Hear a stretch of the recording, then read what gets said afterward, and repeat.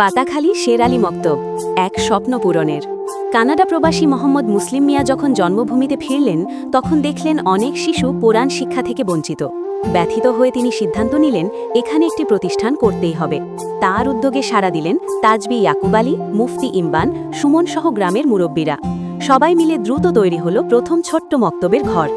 18 থেকে 25 জন ছাত্রছাত্রী নিয়ে শুরু হলো বাতাখালী শের আলী মক্তবের পথ চলা। আল্লাহর রহমতে শিক্ষার্থীর সংখ্যা বাড়তে বাড়তে পৌঁছালো 80 থেকে 95 জনে। ছোট্ট মক্তব আর যথেষ্ট ছিল না, তখনই নেওয়া হলো এক মহৎ সিদ্ধান্ত। প্রতিষ্ঠিত হবে একটি বিশাল মাদ্রাসা ভবন। দেখতে দেখতে মোহাম্মদ মুসলিম মিয়া ও তার পরিবারের সার্বিক তত্ত্বাবধানে গড়ে উঠল সুবিশাল সেই ইমারত, আজকের বাতাখালী শের আলী মাদ্রাসা। এখনও এখানে বিনা বেতনে পড়ানো হয়।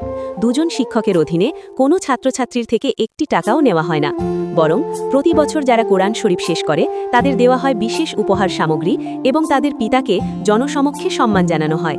মক্তব থেকে মাদ্রাসায় রূপান্তরের এই অসাধারণ গল্প মোহাম্মদ মুসলিম মিয়া ও তার পরিবারের ভালোবাসা ও ত্যাগের ফল।